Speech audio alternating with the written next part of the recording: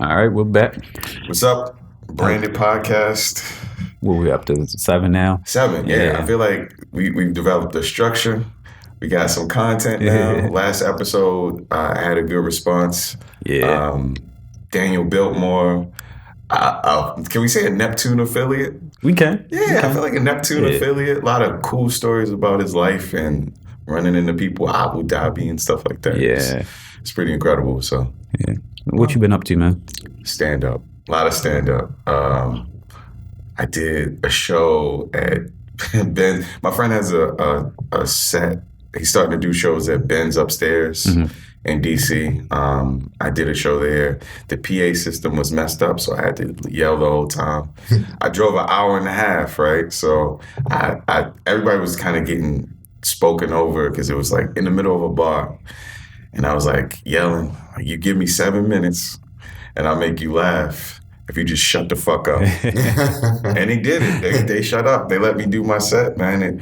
It was good. So I think I got some DC connects now. Got some rooms I can go to now. So yeah, how have you been, man? All right.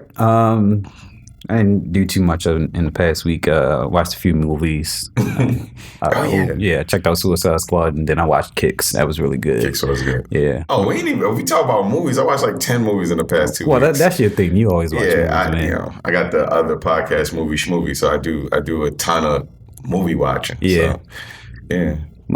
How's the design thing coming? You got any new stuff coming out, or are you working in? Just been pushing that Ride Over Souls shirt. Yeah. So, it's up the street in for rent shoes. Doing pretty well. Getting some good responses off of it. Cool. Just been doing a lot of stuff for the podcast, honestly, getting us on some new platforms. We're on iHeartRadio now. Yeah. What else? We on Podcast in Color? Yeah, the directory. So we're listed on Podcast in Color. It's a directory for podcasts of people of color, so you can go in there and find all types of different podcasts. I think they listed us under like the entrepreneurship section that they have on there. So under the colored only podcast.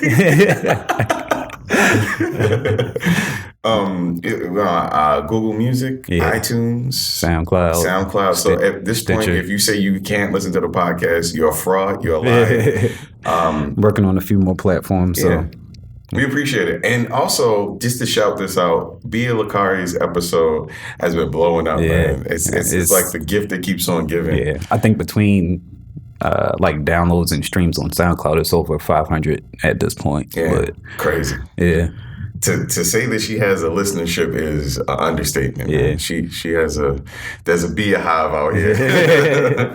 She got people following her. So I also want to, since we're bringing up that, support Jordan Jackson, our first guest. His stats are a little bit off on SoundCloud because we actually remastered that episode, so his probably over 100 at this point too. Okay, so. Cool. Yeah, he's dope. Jordan's real dope. So yeah, I feel like that's one of those podcasts that's a gem, and I think as people start listening to the podcast more, they're gonna share that one with people. Yeah, there's a lot of good stuff. His line just came out, the KMT collection. Yeah. Really dope. So Jordan Jackson, check that out. Good guy. So what else? Just a promo code for the podcast. Sponsored by Lyft. Promo code is branded BRNDD. You can get a $50 ride credit. Thinks it works for drivers as well. Guys get a $300 ride credit. So yeah, I think you have to get like something like 15 or 20 rides in before you get the credit. It's not that much, but it's not that bad. Yeah. You'll get that in a week. Yeah. It's no problem. So let's introduce our guest. So our guest today is one of the co-owners of City of Gods, the brand, the shop, and you guys have a basketball team too. Yeah, we got a basketball team. Yeah, everything, man. Yeah. So, hello, man. How you doing today? What's up? Thank you for coming on, man. Appreciate you coming out, man. It's great to be in a swank apartment with cans of a mason jar of water. I thought it was alcohol. He had a little swig in there. But thanks for having me. Cool, man. So I think City of Gods, rings a lot of bells in Baltimore, man. It's a quality brand. You guys always put out good stuff. I remember though, when I was in college, I guess the beginnings of it was kind of a mall cart in Towson Town Center, if I'm not mistaken. Yeah, well, it started out with a name, Compete Clothing. Yes. So that was the initial name of the clothing line that me and my partner Idris helped, bring to a store. Mm-hmm. We named it City of Gods after we got such a big response from that name rather than Compete Clothing. Mm-hmm. So we just abandoned Compete Clothing. Right. So people do remember it as Compete. I remember. It was the 1968 Olympics moment where they put up the Black Power fist. Right. I bought a shirt and I wore it out and I got like 15 compliments that day. And I kept coming back and I would talk to Idris like randomly. That was actually the beginnings of when I started my line. I would ask him questions like, this feels good. How'd you get this? He was like, this is this kind of print. He would give me information. And he doesn't know. Scientist. Yeah, he doesn't know. He doesn't know, but like he contributed to me starting my line when it did. And I guess what was cool was at that point you guys had established a store and stuff like that, and I had my stuff in there for a little bit. Yeah, man. Stats apparatus in the house. I appreciate it. I really appreciate it. Look, it's nothing like black people, smart, young people getting stuff done. And you guys started a structure that I just hadn't seen before. I hadn't seen a store front with, good customer service, personable people. Mm-hmm.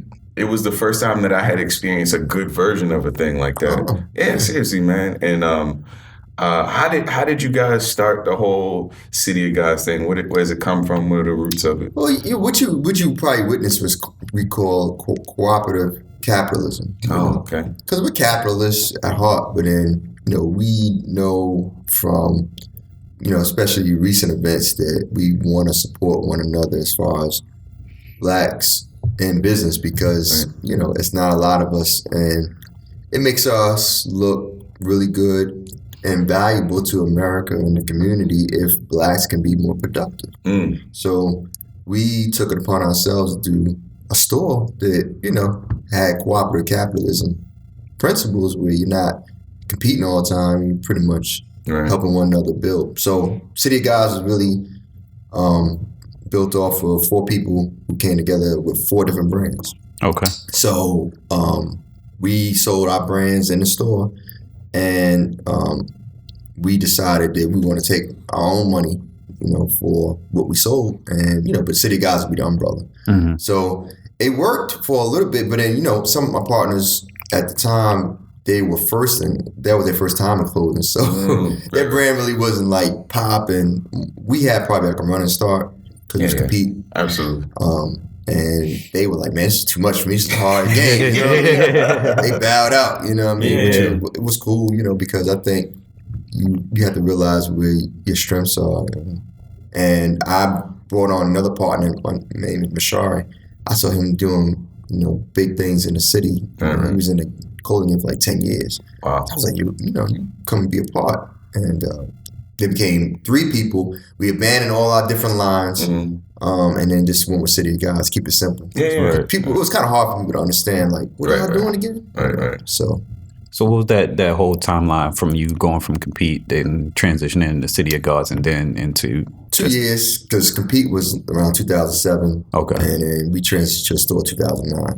So, it didn't take long before we realized that I guess people had to get a feel for one brand at a time. Right. Unless you had like a lot of money, I guess, to really promote what the concept was. So we were like, hey, look, it got to be simplified.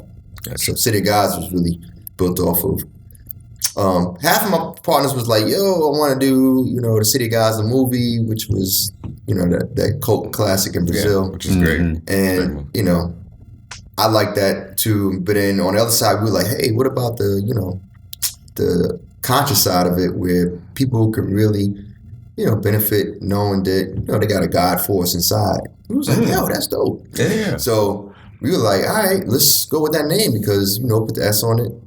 And, I think people will will be inspired, by the name. Right, so right. It's like, man, this city needs that, So, okay. That's how we came up That's with dope, man.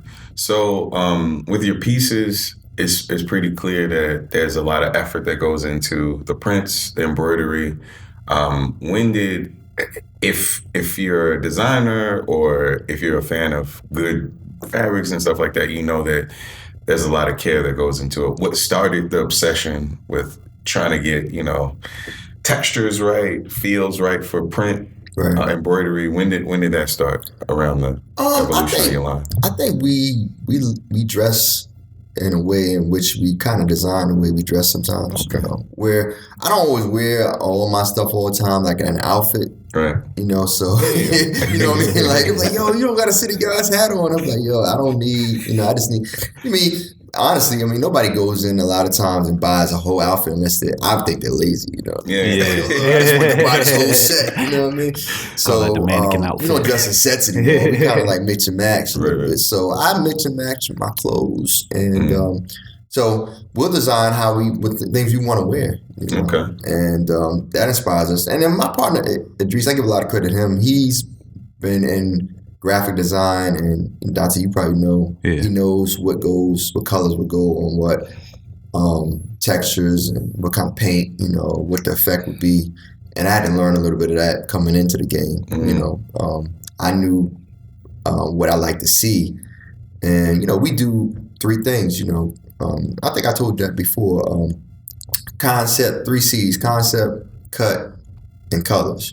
So we look at those 3 as far as being the basis of how we design. Good principle. It is, man. Yeah. Good principle. So we look at the cut of the shirt, how do we want to wear that, how people want to wear it, and since we started, it's been from big to small, and now it's getting big again. Yeah. Oversized, if you like to say. Yeah. With 2007, guys are still wearing like, huge 5X extra large, shirts. right? 5X white tee, Swimming in it. Looking like Casper the Friendly Ghost of the white tee. you know what I mean? So we'll go back, eventually to that. Right. But I think grounding with those concepts, you basically can build off of anything, So cool. He's a scientist in that sense. Yo, this is how it's designed, and I'll come behind and be like, well, and then I credit myself with, in the last couple of years, being able to, get some Photoshop in there, some graphic design. Yeah. Right. So what I'm gathering from this is like you kind of are an interpreter of the business, right? It seems like it. So you take these concepts and like somebody comes at you with the creative stuff, and you have some creative input, and then you conceptualize it into this thing. What's your background that kind of makes you pretty good at that? Yeah, well, I was always I was an art major in high school, and then when I went to college, I did history education. So, but I always was admired the arts. So I kind of grew up in the 80s in New York, and I was like that. Yo, the 80s was a great time in New York City, because if you ever hear Jay-Z talk about 88, y'all probably too young, but 85, 84 is where it really started in New York. And as a young kid, you saw drug money come in. So what happened when drug money came in, people had access to the best clothes. So no longer you just, had Lees and Levi's. You can go downtown Manhattan and shop at all the Gucci stores and all that. Yeah. So fashion went to a whole nother level, and everybody was competing, for the latest. And you had money to experiment, so people, salt and pepper was cutting, one side, shaving off this one side of the head. A lot of stuff has come back out now. The Gumby came out, that big gold chains. And growing up in that era, we had street clothing as well as the big brands being mixed. It was great. So I got inspired from there. And lastly, my school was the type of school, was a fashion school. So you couldn't come to school bumming. With Hillcrest, shout out to Hillcrest High School. You know what I mean? You get, as we say, joned on, or, back then it was called, I think we called breaking. You know what I mean? But you would definitely catch it. We had a lot of girls in our school, so school was 90% fashion. So you had to know what you were doing. You had to know the brands. Yeah. That's where I came, that's how I got inspired. 80s.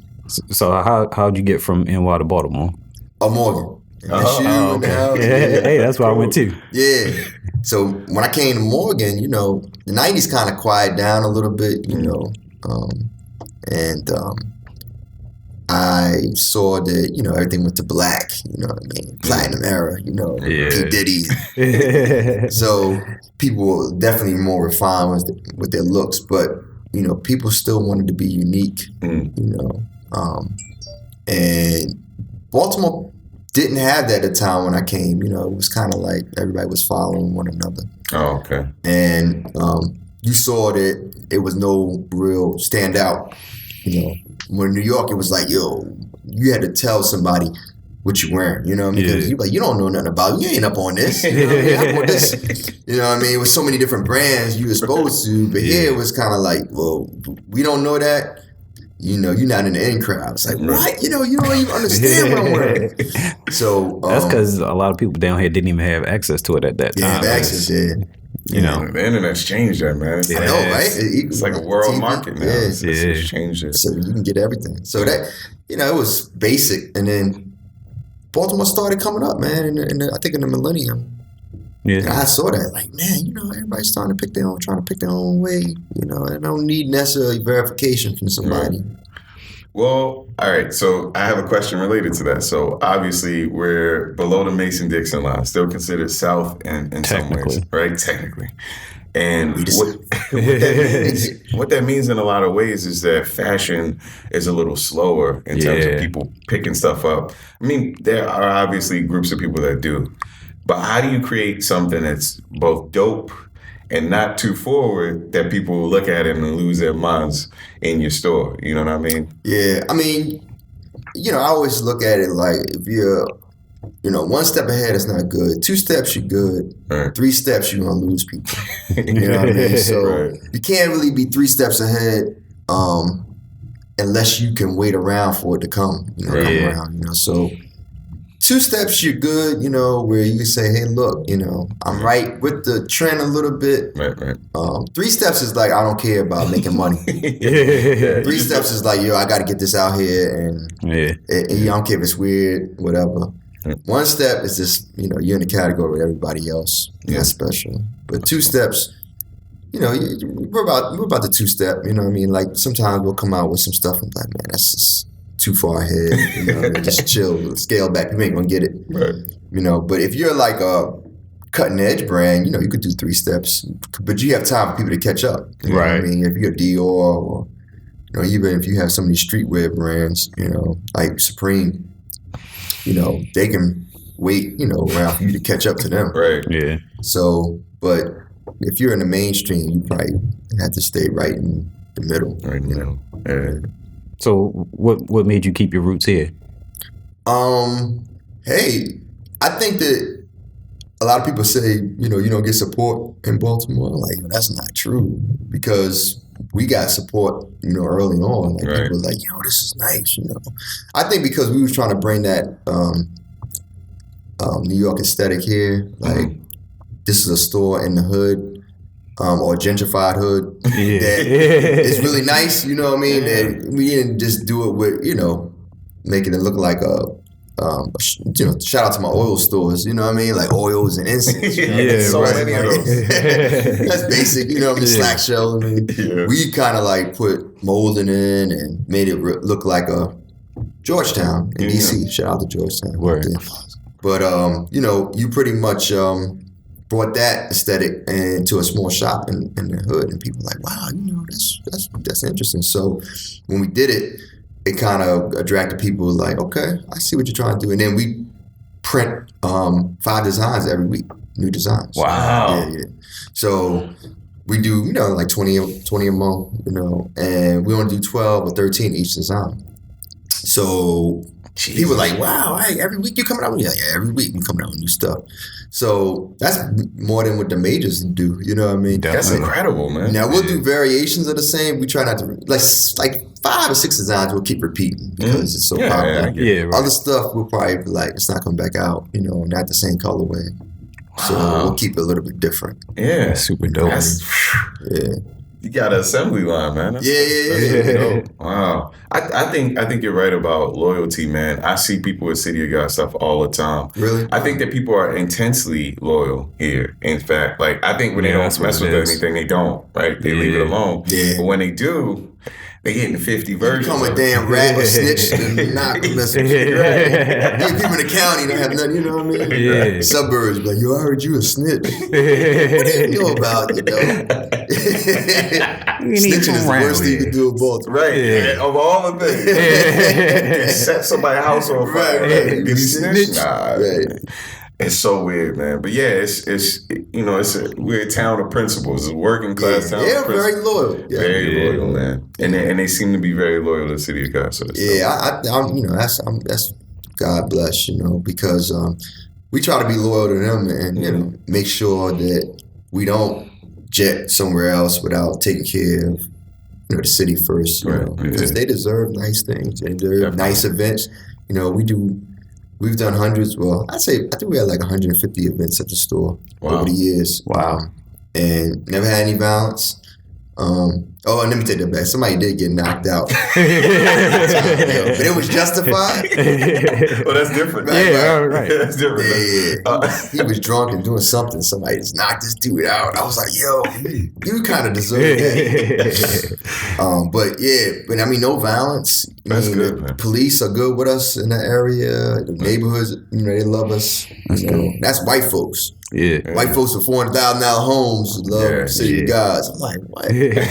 So you get the love from the streets and you know mainstream people. That's kind of weird. You know? Yeah, so I'm happy that we're able to, you know, meet a middle ground with, you know, who we try to impress. You know? And like where we are right now in the city, with kind of like tensions being where they are, how did you guys go about building that relationship with, you know, the police in the area and the communities, and still dealing with the hood? That's crazy. The day of the riots, or the uprising rather, we had gotten a message like, yo, they're gonna be coming around tonight.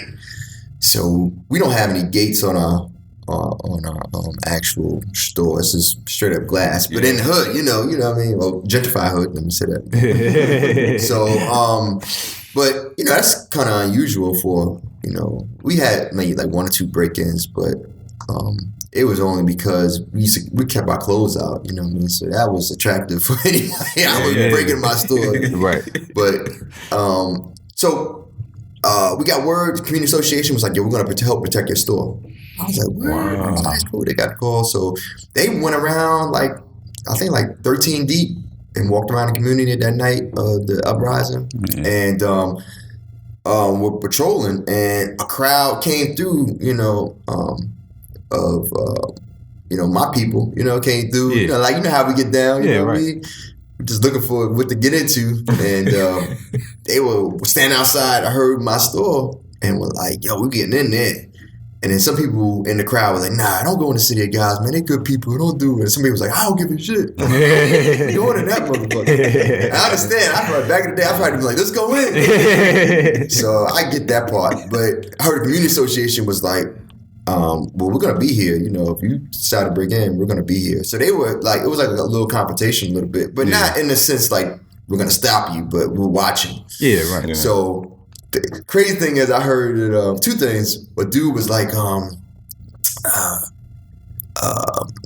yo, y'all can't be out here all night. Somebody said that. We'll be back. Like a villain. Yo, shoot. Gotta sleep sometime. Right. So my community association is definitely mainly all white. Right. A couple black folks. Like, y'all can't be out here all damn night. So they was like, we'll be here. I'm gonna give you a hoodie. Right. We'll get you a hoodie.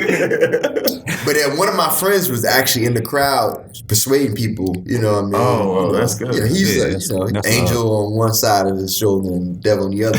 But he was like, man, let's go around the corner, man. We don't want to mess with City of God. You know, like suggestive selling. Yeah, right. I gave him a couple of shirts. Like, yeah, thanks, bro. So they went around the corner. But I mean, I think if we was like a cruddy ass business or just like whatever, they definitely came in. You know what I mean? But because it was mixed emotions, I think we didn't have any problems, you know. So that's good. Incredible.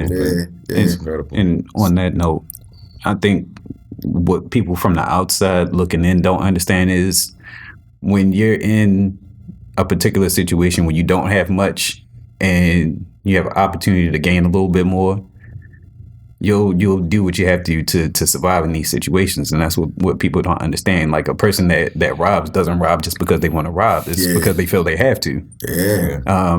And that kind of, like I mentioned earlier, I watched Kicks, and that was kind of the situation in the movie. The boy had some fresh bread ones that he just copped off of some dude on the street. You know, he was rocking them, walked through a crowd of dudes. The main dude, you know, he run up on him, beat him up, take his shoes. Right. But he go home and give his shoes to a little kid, his son, because his son didn't have any shoes. Wow. So it's about perspective. Yeah. I mean, you know, I think people are definitely looking at Baltimore as like a real. I think The Wire did that. The Wire kind of like you were kind of amazed that people are living like that. Yeah. You know what I mean? Like, it's not. Poverty is one thing, but poverty and being over, having a death watch over you is different. Yeah, you know, exactly. Drugs. You know, like you can have a story like The Wire in Mississippi, you know, in a country, you'd be like, oh, they're just poor. You know what I mean? That happens. But then to be poor and then have these people diabolically thinking about how they're going to make money and diabolically think about how they're going to do somebody in shows you like, you know, that's kind of I think what captivated people. And you have that in Baltimore, you know, you do have, but we don't run it. You know, I think the thing about it, one thing I learned is that you got to speak to the God in everybody, or speak to the king, or speak to the best in everybody. So the people who come in our store, I know that, you know, they do what they do. They're killers, you know, they probably killed before, they probably, but we also got, you know, councilmen and, you know, the mayor's office coming through and candidates. So you got a mix of people. And so everybody, you got to speak to the best part of them because, you know, if you do that, then you'll get the best part at that time. Yes, that's true, man. It's a lot of, but in Baltimore alone, it's a get even type of situation where, you know, and it's a mindset.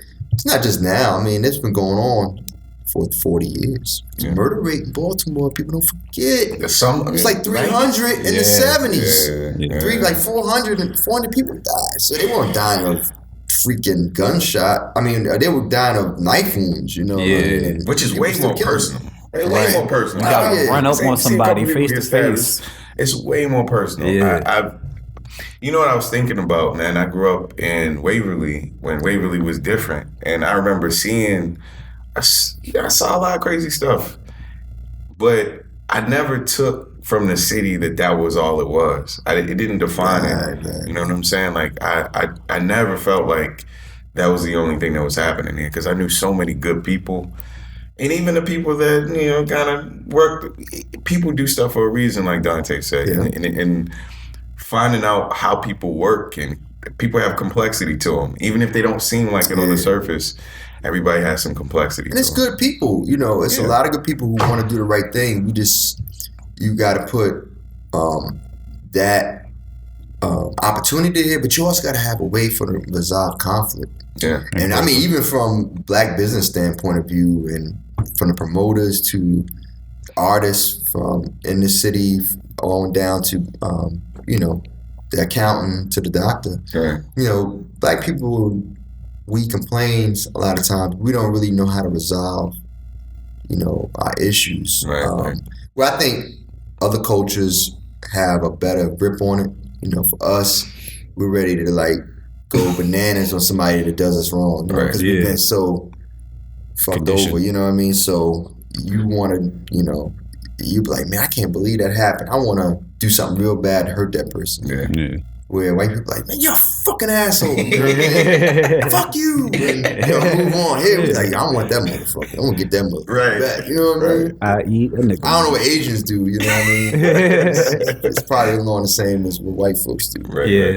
But we feel like once you fuck us over, you really did us wrong. And that's probably because we probably had a strong upbringing of how we should treat each other. It was like ideal. It never really came about because we never really got a chance to activate it. So I think the loyalty, like you said before, is strong within our community, but it's a matter of loyal to what. You know, some people are loyal to bullshit. You know? That's true, man. You know, we propagating, death and destruction. Right. Real, you'll see that. It's amazing how you talk to some old hustlers from like the 80s and 90s, and they talk about how much money they made back in the projects, Murphy Home, Lexington Terrace, and what it was like. You know what I mean? But you still see them kind of like if they had another good 20-year run, they would be back in that game. You know what I mean? Easily. It's not like they changed their ways. You know, it's just like they're just too old to do the shit. You know? Like they daydream about what the shit used to look like, right? And you're like, wow. You would help people to transition to another mindset of, right. But it takes a special type of knowledge to really transform people in Baltimore. Yeah, it does, man. Attention to detail, like really, really paying attention to people, because what I realize is if you look somebody in the eye and you speak your truth, as long as it's not anything that steps on anybody's toes, people tend to be pretty respectful. Yeah, right. Yeah. In fact, I would actually venture to say you're very honest. Yeah. Hustlers and thugs and people like that tend to be some of the most polite people in the world because their intentions have to be super clear. Yeah. You know what I'm saying? Like, if I'm going to hurt you, I'm going to hurt you. But if I'm not, if that's not my intention, I'm going to let you know. So I've noticed that. You're 100% right. Super polite. Like, you bumping us up, excuse me, my bad. You know what I'm saying? Like, but if it's on, it's important. It's really important. Yeah, you notice that, like, the kids who grew up in the county or in the suburbs, a different breed than in the city. Exactly. You know what I mean? Because there's that character has to be very different. Clear. And, I think the people in the county have to pretend to get hard, in order to get through it, where the city is like, yo, I've done some things and I really don't want you to really know what I've done because it's some real nasty stuff. And and they know that they have the power to do it again and over and over again at any given moment. Right. So they're trying to hide that part of them, whereas other people are like, I want to actually show you what I got, It's like, okay. Yeah. So real power is really, reserved. Yeah. You know what I mean? Like you said. Cool, man. So community work, working with the community is a big theme with your shop. And you guys have a basketball team. So tell me about that. Well, my partner sometimes I say I don't talk about clothes enough, but I love clothes. You know what I mean? I love what we do, but you got to remember, going to the basketball team. Like my partner Idris pumps out designs 5 a week, and I don't see all of them until they come out sometimes. So it kind of surprises me. So I'm kind of like a customer a little bit. I'm like, this is dope, because we will start on Sunday night, and our designs will be done by Wednesday, and then we'll print on Friday. Jesus. Okay. So I may not see him, but it's impressive, to see sometimes the stuff he comes up with. And I do the same. Like I'll come up with designs, and I'll try to press everybody else, but like, yo, look at this, what I mean? So we try to out each other best. But then I'm really excited about the other stuff too. So that's why I don't get to see, like, sometimes when we have our meetings, I don't get to see everything. Because we got a team who is it'll be 3 years coming up this year. Okay. We play in a tournament that first year was $1 million, second year was $2 million. This year it'll probably be, I'm guessing it'll be like $3 million. And you play for like 4 weeks. Really like 3 weeks. Yeah. And how the team came about, my man Joe came to me and was like, yo, we need to get into this tournament. $1 million tournament, we need your help. And I was like, all right, cool. He was like, but I want to use the name City Guys as a team, because that is like, what I think these guys are. They're like many guys in the DMV. Wow. Yeah. I was like, all right, cool. I was like, we could do it, and he assembled a team. We got into the tournament with the votes. We helped him get the votes to get in. Okay. And from there, he pretty much I didn't know it was going to be so big, you know. And then they went to the Final Four out of 97 teams the first year around the country. Yep. Crazy. And they had a chance to win, $1 million. Second year, went to the Final Four again in the tournament. But it's on ESPN. You can catch it this last week of July, first week of August. Yeah. Hopefully we'll go this year. We'll probably be back in definitely, and a lot of artists. a lot of the players are ex-NBA players. Yeah, we got the biggest ex-NBA roster. Really, and most of the players on our team still play overseas. Yeah, and that's the thing. Like, it opens you up to overseas ball. Like, I never knew how in depth overseas was. Yeah, it's huge because I used to play back in the day, and a few of the dudes that play on your team I played against or played with over the years, so I'm familiar with a few of them. But it's definitely Omar Strong. Another, yeah. Legend. Right, and that's the thing. Like, playing basketball in Baltimore, maybe to the outside world isn't that big, but here it's a big thing. So if you're good at basketball, people are always going to recognize you for that, and appreciate what you did, and because it's another thing that brings the community together. Yeah. Like, you can get away from everything that's going on around you for an hour, 2 hours, and just have fun. Yeah. And, just doing that, I think, is important. We got a lot of great NBA players that came out of Baltimore. So that in itself, I think inspired. I think football is probably running a real close competition because the Ravens are doing so good, and we don't have a team anymore. The Bullets are gone. I think they're actually going to do a 30 for 30 on Dunbar. Oh, yeah. I saw a picture go up on Facebook a few months ago, so probably sometime next year it'll be coming out. Documentary on that late 80s team. Oh, yeah. It makes sense because super weird. Under Armour had done some I was gonna say they did some recreations of some of the jerseys. Oh, when I was working there, I saw some of them. They look real crazy, real detailed. It looks like it's gonna be pretty dope. And I guess that's what they were kind of setting up for. Yeah, I think that'd be pretty cool. I mean,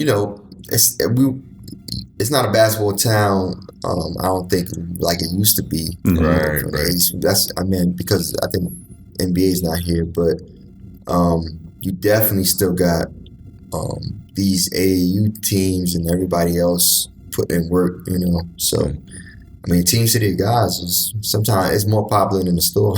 You know what I mean? They got a wiki page. You know what I mean? But we share. Joe Connolly, that's the coach. Man, he's phenomenal. We went to school together. We've known each other for a long time. So he's put a lot of talent into the NBA. And he's coached for the Wizards. And he assembled a team, and he definitely is well respected in the community, and especially in the DMV. Oh, cool. Yeah. You guys ever think about selling some of the jerseys?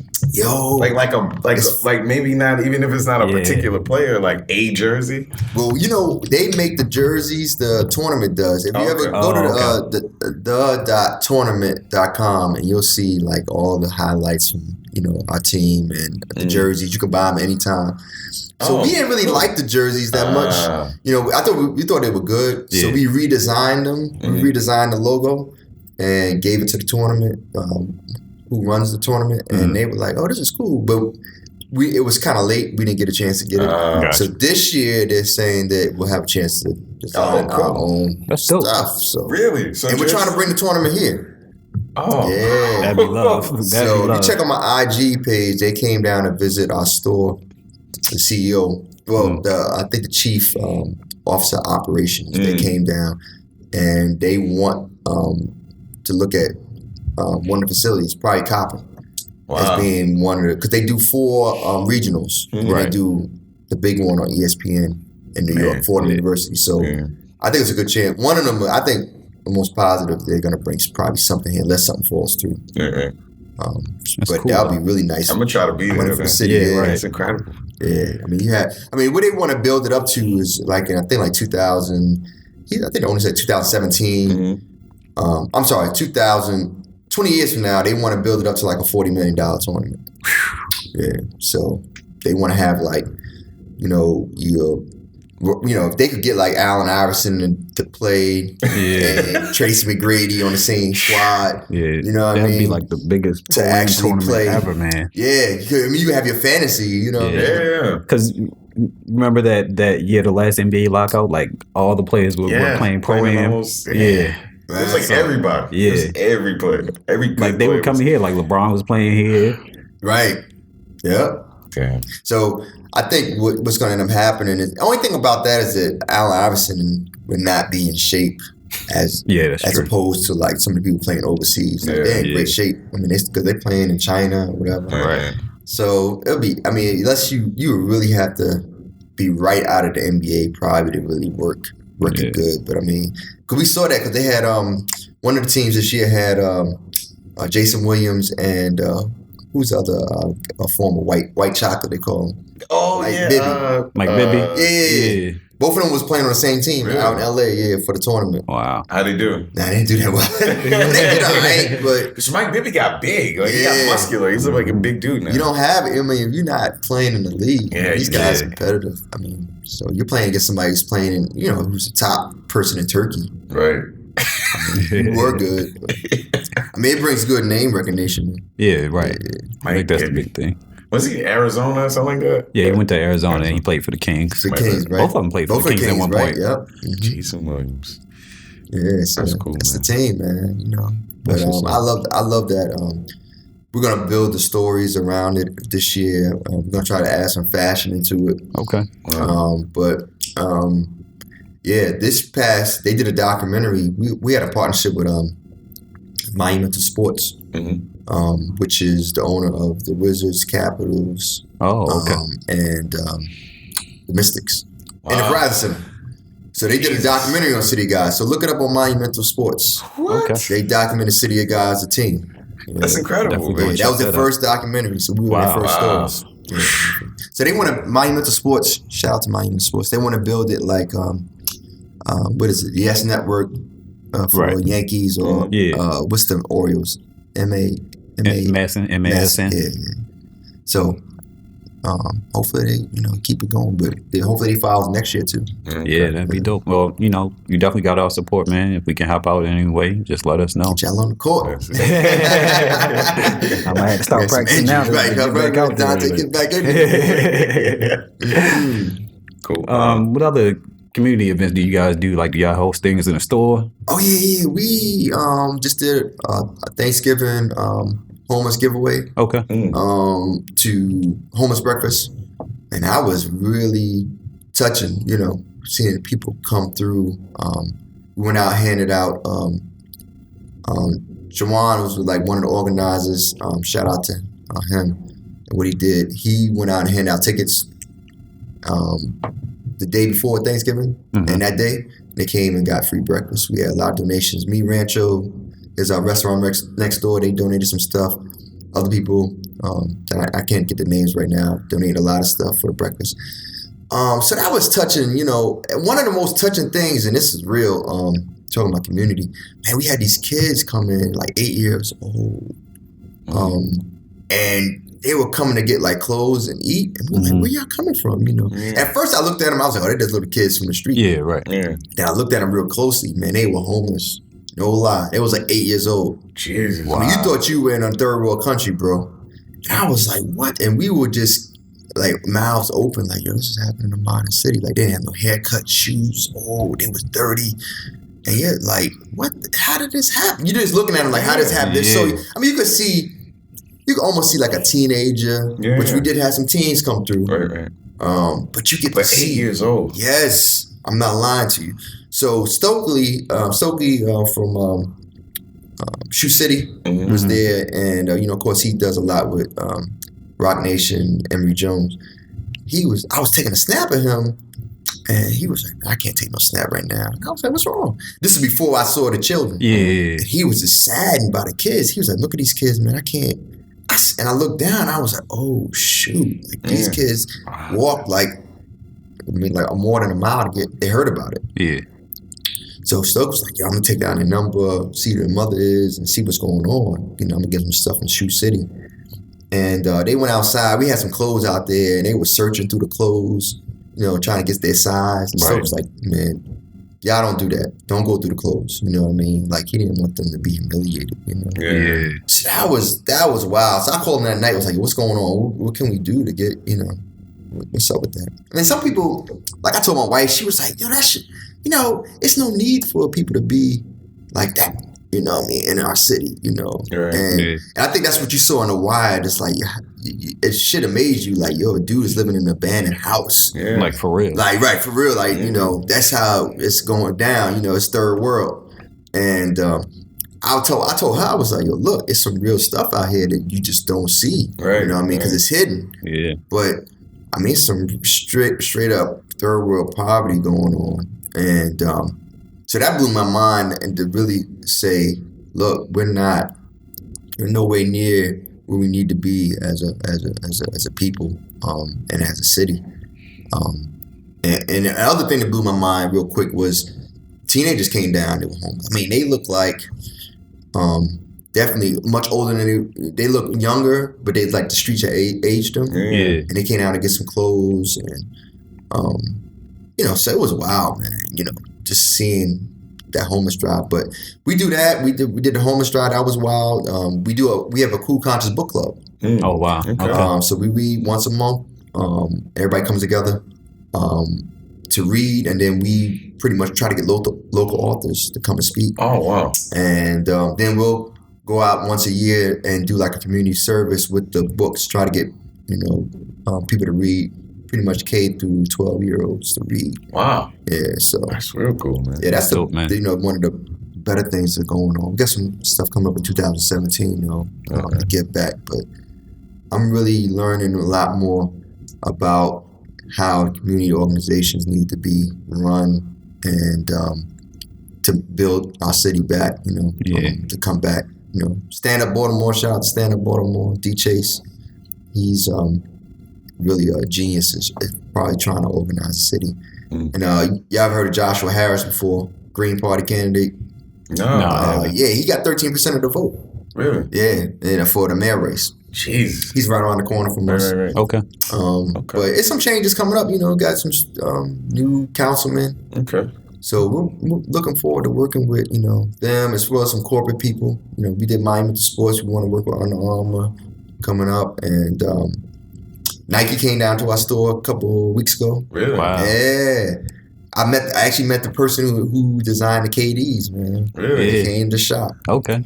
So they wanted to get some inspiration for designing a sneaker for bikers, the street bike.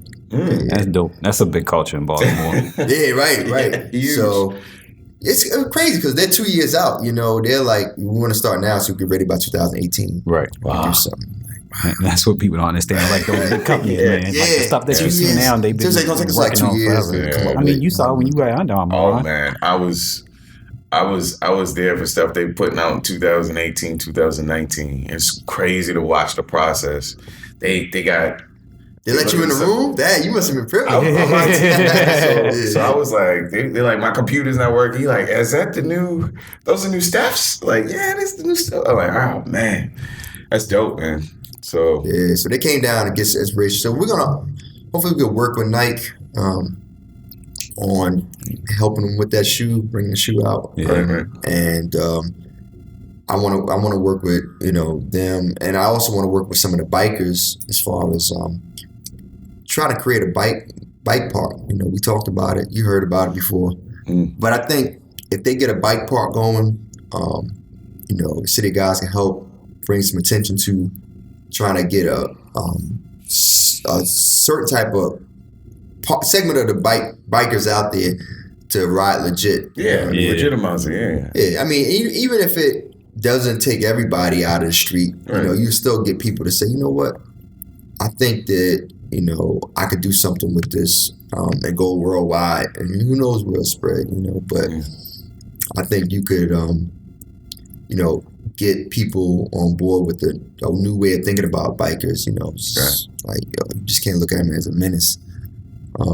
You probably always gonna. Because when you ride down the street on a bike or motorbike, she getting a lot of love from the girl. You gonna get some pussy and shit. You do that Willie the Block. Yeah, right. You gonna get some. You know what I mean? So there ain't no damn way I'm going to bike park and she ain't gonna see right. me. She ain't gonna see me. I'm in these streets.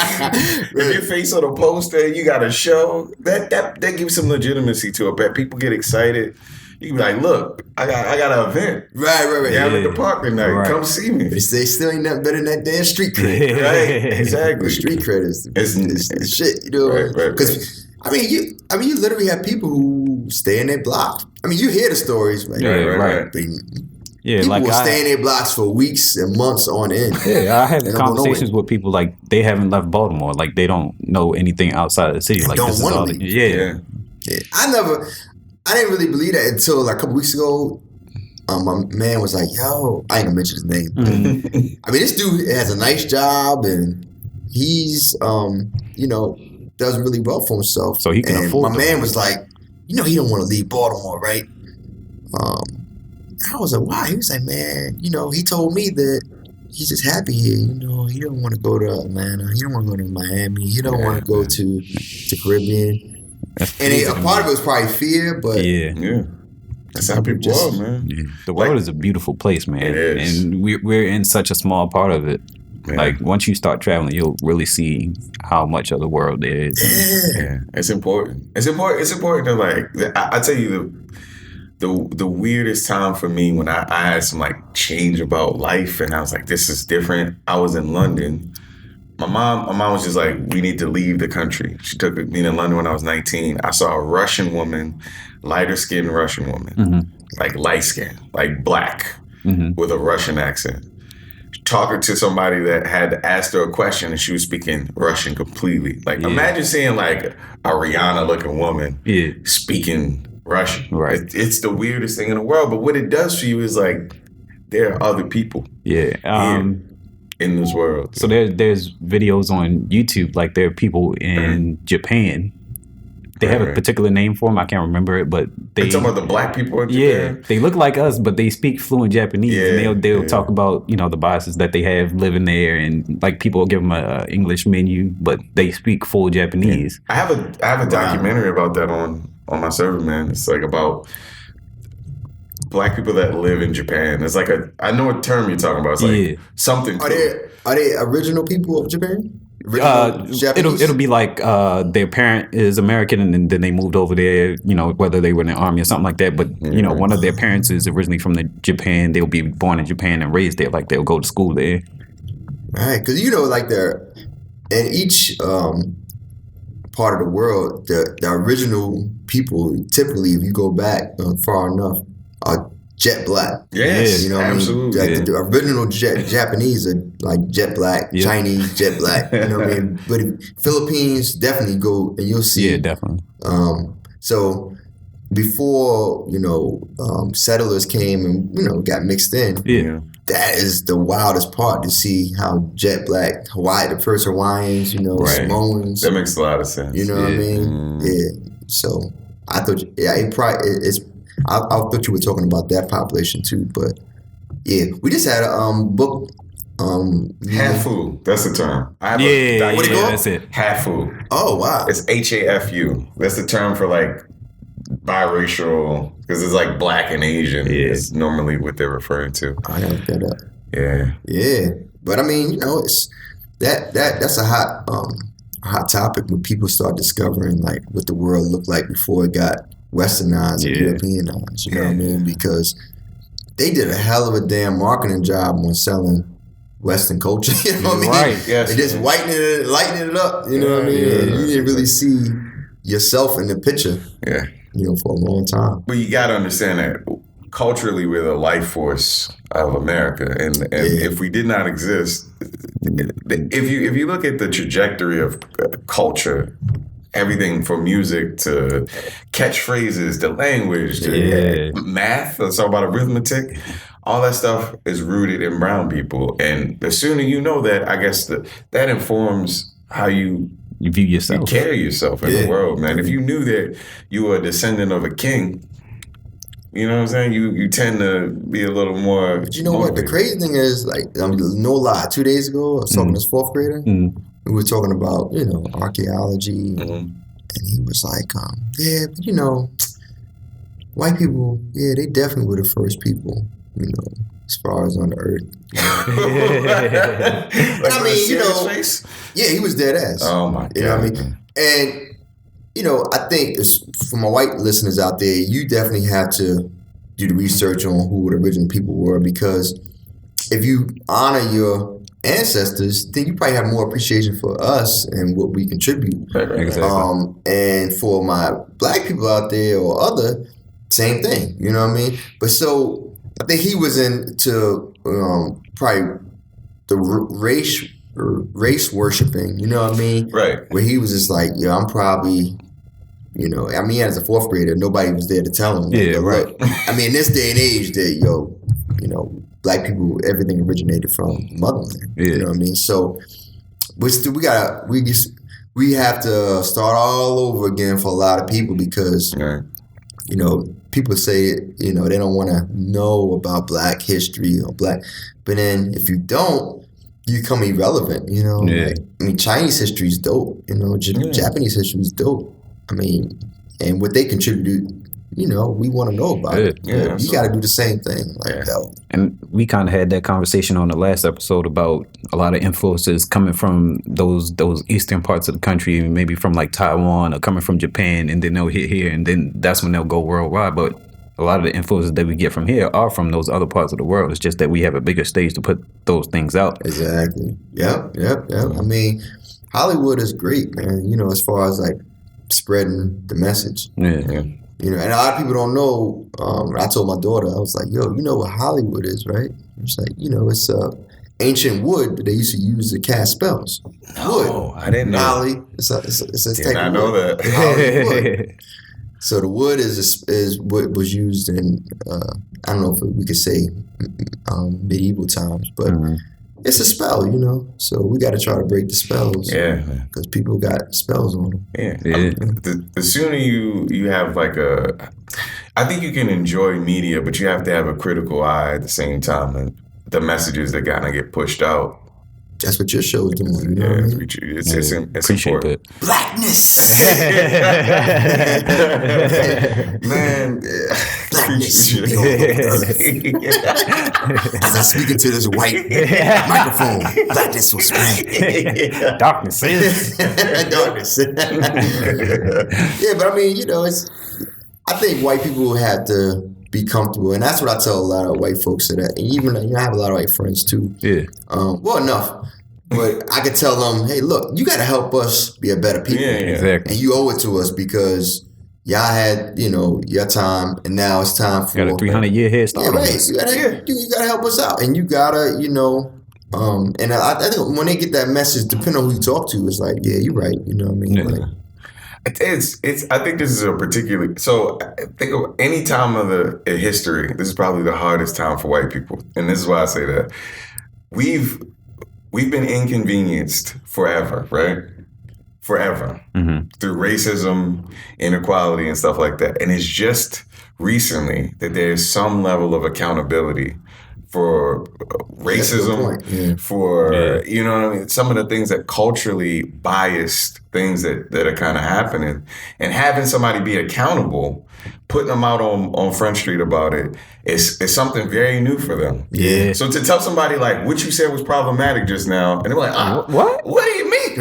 What do you mean? I said your nose is wide. If your nose is wide, your nose is wide. Right. It's like, you know what I'm saying? You say these things to people, and you have them be more accountable. I understand how it could be a little more difficult, but understand that we've been inconvenienced, brutalized, and all that stuff for hundreds of years. Yeah. So get used to it. Get used to a little bit of inconvenience, because you've been riding high forever, and it's all right. But you're gonna be accountable for this shit. You know what I mean? On some level. Not to compliment reality TV, because I'm not that big of a fan of it, but I was talking to you about it yesterday. I kind of sat down and ended up watching Real World, because I know one of the people that is a cast member on there, and one of the people that just left the show, he left because he felt like he was being portrayed as a racist, because he was on there. He since he grew up and was living in Spanish Harlem, he felt like he had the right to say the N-word and just be cool, and he made a joke about the girl that's black and Swedish on there. What did he say about her? It was like, she said something about laying her baby hairs down. Oh, he was like, "Oh yeah, I bet the black guys like that. You two can take baby oil and rub it on your skin so you're not ashy or something like that." And she was like, "Oh, that's racist." Like they were drunk, just having a conversation. Yeah. She was just telling him, what the situation was. Like, you shouldn't say things like that. And he got, completely upset and like packed all his stuff when he got home and left the show. Cause that never would have happened like 5 years ago. Yeah. You know what I'm saying? Like the fact that people have, you gotta let people be, you gotta make people accountable for what they say, man, because it affects people. You know what I'm saying? Like, right. It affects people. So it's important. Wow. Yeah, because you living in a day now where you have, people are threatened definitely by what blacks will do or might do. Right. You know what I mean? Right. Hypotheticals. Yeah, they're like, yo, is that guy gonna blow up on me? Or it's just, I see from the Ferguson to Baltimore to, Charlotte, black people are volatile. And that's probably why Trump won, because people are just like, yo, you gotta do something about how blacks are, gonna, probably end up, and then, going to, retaliate.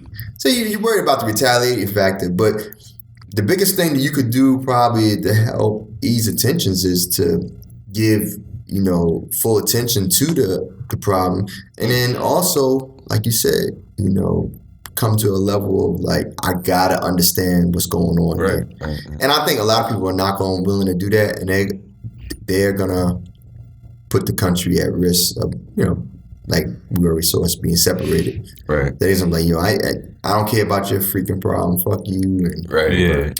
And I just want to be white and be right. You know what I mean? And it's a lot of people gonna be like, forget about that. So, I think with the City of God's jobs, we're kind of like,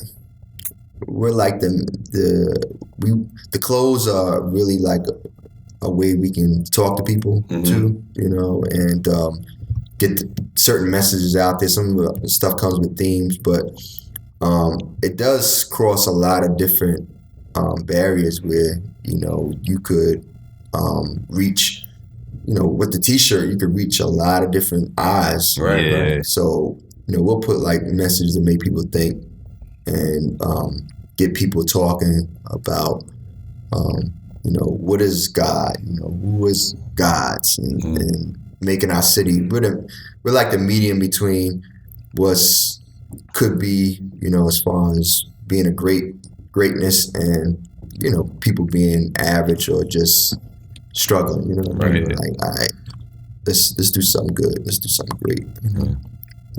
That's what people need. Yeah, absolutely. Definitely. But so we appreciate it. Let's get to something a little lighter. I feel like it's a little heavy. The favorites, right? Yeah. So every week we usually do a little segment, just ask people their favorite things, just to get a little bit better understanding of them and try and get some background on them. Talked about you doing a book club. So what's your favorite book that you've read, or favorite one that you're reading right now? I think one of the favorite books that I've read. I'm reading this dope book now. Called Man's Search for Meaning, Viktor Frankl. Oh, wow. And I'm going to get back on a sad tangent. But now the dope part about the book is the dude is in a concentration camp in Auschwitz, and he got transferred from Auschwitz to another one. But he talked about how he was in the camps and how the guards would actually, he was starving. People were just dying. There was cannibalism setting in. They was boiling people, trying to eat, because they only get like so much rations per day, and they will, from their day, you know if you're going to be gassed or not. Yeah. But the crazy thing that he got out of it was that like nobody could make him think what they control everything but his mind. Yeah, you know what I mean. Yeah. So. That's true in the sense of you can actually be in a real fucked up situation, and you have the control over to think what you want to think. Right. And, learning from what he talked about, he was like, really, the problem with being in the camps really wasn't the work so much and the starvation so much, was it just that people were intention on the guards. Oh, you know what I mean? Right. You know, like somebody would potentially treat you mean or disrespect you. That bothered him the most. You know what I mean? Just the he talked about the evil guards and the nice guards, and you having to think ahead for the shift. You know what I mean? Like, you know that this mean dude's gonna come on at a certain time, so you have to start thinking ahead how you gonna survive the shift. You know, but to say that, all to say is that even we're in the worst situations here in Baltimore, even for those kids, whatever, that I saw, you actually have a chance to really think what you want to think and get out of your situation. That's what he was able to do. He thought about like his books that he was writing and what he had. So you got to have something in your brain in order to, we got to input something so you can think about something positive. That, of course, I mean, people who don't invest in cultivating their mind probably would have an issue. But that book is dope. I mean, sounds like it. Yeah, because I mean, I think about some of my, hard times, and I'd be like, yo, I can really change my thinking immediately. And at the end of the day, you really don't have to, if you're not locked up, you don't have to do anything. You don't want to. You don't have to do anything. You could really just we could pack up today and say, yo, I want to go to Arizona. Yeah, you could. Nobody will stop you. Yeah. Go down the bus station and panhandle for like a couple hours and get enough money to go. And that's the freedom that you have. You know what I mean? You could very well. So I think once we get that underneath our mind, like, yo, you really are freer than you think. I mean, the consequences will probably be great. I mean, you lose your apartment, lose your job, your kids, but you really do have a choice. Yeah, you do. So that's a good book. Man, Search for Meaning. Short too. Okay. Yeah, it's worth checking out. Favorite album of all time? Favorite album of all time? Man. I like Wu-Tang's. Okay. Which Wu-Tang? The first one. First one was incredible. 36 First one was a great hit. Yeah. Rap. I definitely like Jay-Z's his first drop. Reasonable Doubt. And I think what about something newer? Kanye. Okay. You know what I mean? Yeah. I like his old stuff. I like Drake's first album. Okay. Yeah, it's good album. His good piece. Up until modern day, J. Cole. Okay. Yeah, his new album is gonna be crazy. Yeah, I like J. Cole stuff. You listen to R&B? R&B, yeah. Weeknd. Okay. I like his stuff. Cool. I like alternative R&B too, like Bryson. Okay. I like. I still like. I like one of the. I still like. I like singers, songwriters. Okay. You know what I mean? So you got to be a little bit of, you got to have both of those. So I like Erykah Badu because she's a singer. She's a songwriter. I like. I like this girl out of Malaysia. Forgot her name.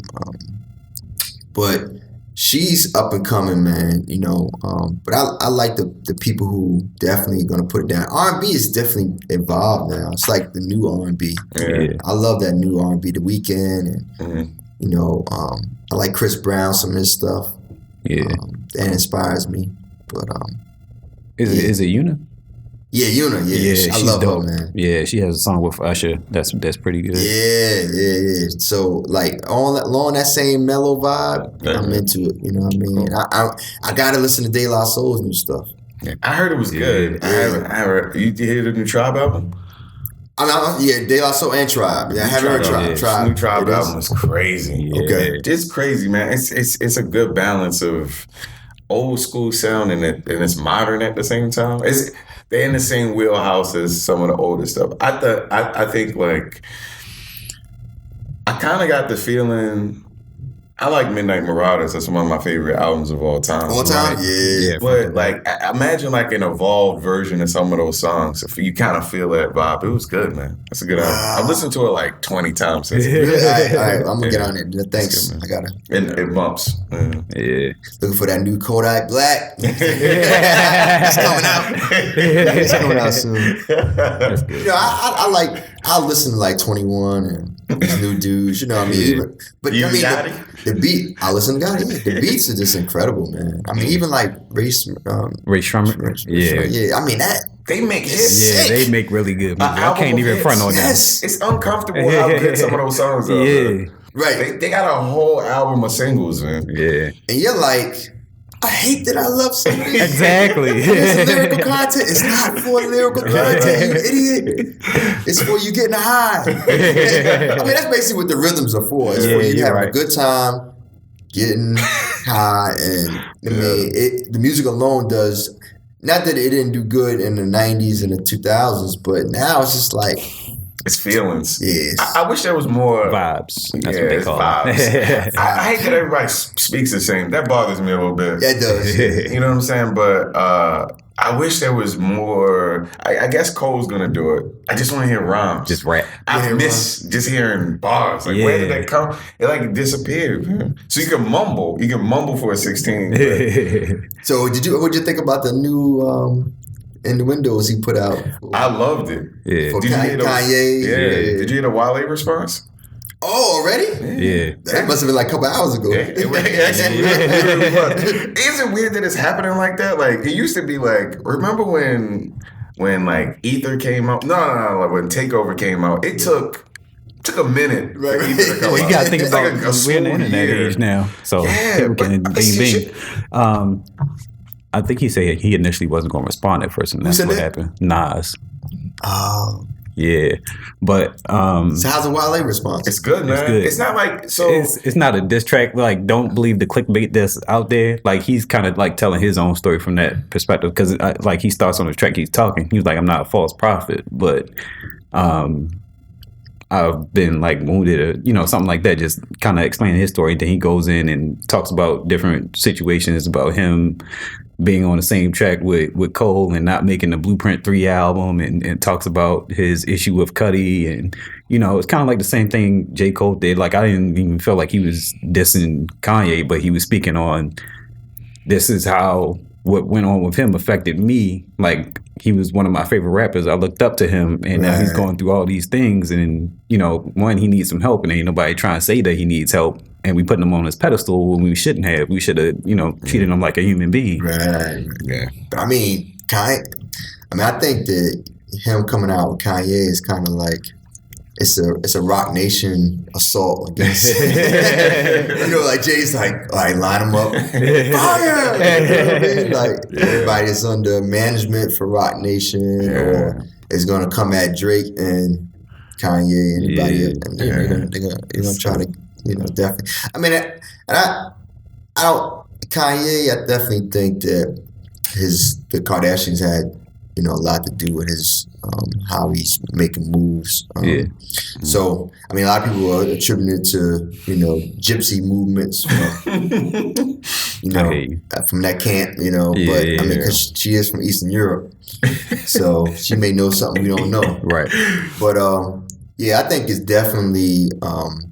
You have to look at Kanye as, I mean, he is extreme. I mean, any dude that's come out with so many Grammys and just moved on to something else, totally, and still doing good is a genius. You know? But it takes a toll on you. It's like with Steve Jobs, you know, it takes a toll on your body, your mind. It's a sacrifice. It's sacrifice. It seems like there's a sacrifice that comes with it, and sometimes I don't know if it's as. I don't know if it's as complicated as the Kardashians like contributing to it. Sometimes it's as simple as she might not be strong enough to support a person that deals with that level of stress. It's not as it might just be as simple as that. I don't think things are as complicated as people try to make it, like this grand conspiracy. Some people just don't have the strength to support people who deal with high stress jobs. And some people don't have the I don't think that anybody can deal with the stress of being told every day that everything you do is amazing. And it has to be amazing. Yeah. And then equal parts, somebody saying that you're the shitty version of who you used to be forever. Yeah. And having to deal with the pressure of that.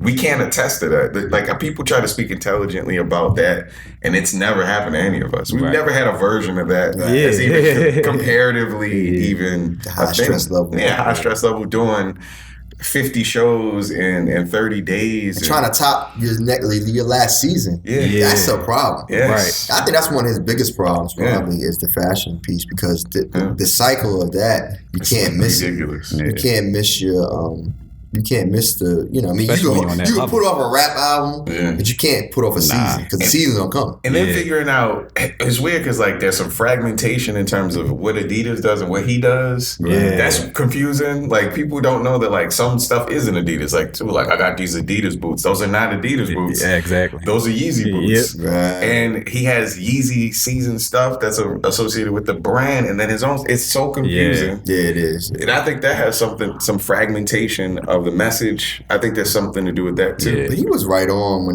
he told Suede, you don't understand. Yeah, I 100% agree with you. And I tell people that I was like, we're taking how he's saying the things that he's saying, not what he's really saying. Because if you listen to the live show that he did for VH1, I think Storytellers, he talks about how he can't articulate his points how he wants to. He's not as poignant as he wants to be. So he just tries to, say things, and then they come out how they come out. So you got to kind of interpret what he's saying and not take it for face value. And I think that's what a lot of us are doing with him. Right. That sucks, man. I can't imagine like saying a statement like George Bush doesn't care about black people, right? That's a thought. Yeah. And somebody a lot of people agree with. And somebody thinking because of that statement that I'm the deepest person in the world and I'm going to fight for you every time something happens. Right. To be associated. It's weird. It's a weird thing. Like, I have a lot of opinions that I share during stand-up. If somebody was like, all right, you said that Trump joke, you're going to be our leader, bro. Right. Everything you say at this point is gold. I'm as a person that does some form of speaking on that level, I don't know, man. I don't know if I could keep up with what he does. Yeah. It just seems a little crazy. Yeah, I think, the biggest part is, keeping that sanity, even if all businesses, and keep people who are around you who can ground you, because, you're going to get, maybe that's what his mom did, Right. She probably was that grounding force, but I think people who do that, I think Jay does pretty good at it. Yeah. He does good at staying grounded. Yeah. He had to remove himself, though. I think it takes a certain amount of, like, he doesn't really do interviews like that. He's not really out there like that. He doesn't post on social media like that. It takes a certain level of seclusion. Yeah, seclusion. You don't have to be in every aspect. And some people can handle it. Yeah. Some people love it. Some people eat it up. Like Kevin Hart. I think Kevin Hart is a good example of somebody that's social. Yeah. But he also backs down on the political stuff. So like there's something gets taken away from it. Yeah. Mm-hmm. So I don't know. Favorites, what else? So you guys tend to do some colorways that correlate with shoe releases sometimes. Yeah. So shoe head, what's your favorite pair of shoes? I want to get the Jordans that is just released coming out. Which ones? The True Blues? Yeah, those are the ones that I'm looking for. But it's what's the all black ones coming out next month with the green. I know the True Blues actually just came out. Apparently, Dan from our last episode, he tweeted out a lot of them are sitting on the shelf. I heard. Yeah, they're going to hit the outlets. Yeah, I know the 11s are coming out next month. The suede ones. No, the suede ones. Oh, the suede ones. Yeah, all suede, right? The burgundy and like the gold accent ones. Those are crazy. I'm a Jordan fan, and did you see the new one that they came out with the I saw the Space Jam pack. Yeah. Did you see the limited pack? Will you buy that? I don't like the Space Jam. I love the Space Jam. The new ones, you like the new ones that just came out? Well, I don't know why. I don't know why they changed. There's something. Yeah, I don't know. I was like more impressed with the whole presentation. It's something about the Jordan brand. If it's not, in those 24 shoes, you don't really want to deal. Yeah. I think they're kind of realizing that with the Jordan brand now. It's like it probably doesn't. It's not gonna really go beyond that. They've been whoring out the brand for like the past 5. Yeah, I say 5 years. Yeah. Half a decade. Yeah. They just doing colorways for colorway's sake, man. Yeah. And they're like, oh, you know what? We're going to re-release it with the Nike Air on the side. Yeah. Like, come on, bro. Release it with the 31 that we just put out that nobody was going to buy. But nobody, still king though. You know, I don't know how long the reigns don't go, but I mean, I think the Jordan brand needs to be overhauled. I think so too. Yeah. I think so too. I think they should get back to the basics, which were kind of the classic, the 24, and then they still haven't released some of those. They still haven't released some. I mean, I think they're gonna hold on to them because they like, yo, we need to hold on to these as long as we can because we don't know what. I mean, that's their moneymaker. Right. You know anything new is kind of like, I'm not buying that. Yeah. After what was it? Not the glory packs, but they would do the shoes added together equaling 23. Yeah. Right. So they did the 7s and the like when they started doing that. After that is when they started doing every color. They're like, you know what? Forget it. We're just gonna do every color. You want purple on your shoes? You put purple on your shoes. Right. Just man, whoring out the brand. So I still love Jordan brand. Yeah, I think it's still the top brand. Yeah. I think Nike's doing the new automatic lace-ups. Yeah, we were just talking about that. The Hyper. How much it cost? $730, bro. Next week. I mean, I think innovation-wise, Nike is still. They still king, got it. They still got it. They still got it. They still. I don't like that they basically take two shoes and fuse them together and call it a new shoe. Yeah. They've been doing that for running shoes lately too. But I see they've been re-releasing Air Maxes, like some of the older Air Maxes. I got a couple. I got a couple. Love Air Maxes. That was ahead of its time, man. Yeah. Air Max is dope. Yeah. I want to bring back out the Shock. Hell no. They got rid of that shit quick. You don't see no more Shock, do you? Yeah. What happened to that? It's not relevant anymore. Yeah, right. It's crazy. Weren't the Vince Carter shop? Yeah, they were. Right. Man, they felt terrible. I walked in to give y'all a timeline. I got some Vince Carter shocks. Right, I got an Echo sweater. I got the Echo gloves like Method Man, and I wore that shit to the dance or whatever. I wore those shits for a day. It felt like my ankle was gonna break. I took it back. It was like $130. This is the first time I ever spent that much money on a shoe. Yeah. Took that shit back immediately. I washed the bottom so it looked like I didn't return the shit out of those shoes. Yeah, that's probably the secretly, worst when they worst inventions, man. My shit was. I mean, I think the innovative wise, they definitely got it. And, now, in terms I'm rooting for Adidas though. Yeah, I think clothing wise, creative wise, they're a lot stronger. I have a problem with some Nike clothes. So here, all right, let me tell you my issue with Nike clothes. I think that in general, that they make Under Armour is innovating too in terms of clothes and stuff like that. And I think that what happens a lot of the times is I don't look at Nike as a fashion brand. Correct. You know what I'm saying? Adidas more towards that. But I think that they overprice their clothes, man. I think that Nike overprices their clothes for something that doesn't fit quite as well as it should. Yeah. And you don't get the fit. What about the sweatsuits? Those are kind of dope. The Nike sweatsuits are really nice. But you don't get nice. You don't really get that. You don't really get the cut that you need till you spending $100. Yeah, you got to be right. Yeah. You know what I'm saying? And I feel like for some other brands like Adidas and stuff like that, they have more things that are good. I mean, not to say sound shady, but they have more things that are dope. Like they just put out that Adidas Bathing Ape release.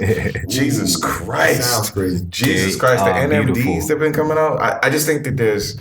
Well, I think they have more room for lifestyle than Nike does. Nike's even their lifestyle stuff is still athletic. Like if you look at Adidas, and they're about athletes first. And Nike, it's like you think first for the function, and then they do the form. Exactly. Yeah, you're right. And then Adidas is more like, even like. Wouldn't you just love to get a hold of some Y3 stuff? Yeah, right. Wow, like spend $500 on a scarf. Right. It's ridiculous. I mean, I would love to get. But I mean, they keep it so exclusive. It's it's out of reach for the average person, right? Or the super average person. I mean, the Y3 stuff is dope. It's dope, insane. You know, you should not have to spend $350 for a pair of shoes, though. No. And then the higher they get, we got the high up joints that like 4 or something. I'm like, Jesus Christ. Yeah. I think Adidas is definitely, like you said, building that lifestyle for a while with all the different collaborations with the artists. And so now they could probably take over that space. Yeah. And they made a dent. This past time. But I think Under Armour, I mean, even for our sweatsuits are like 160. Well, I'm sorry, 130.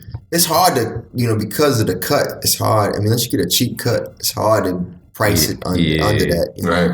The top and bottom, so about that.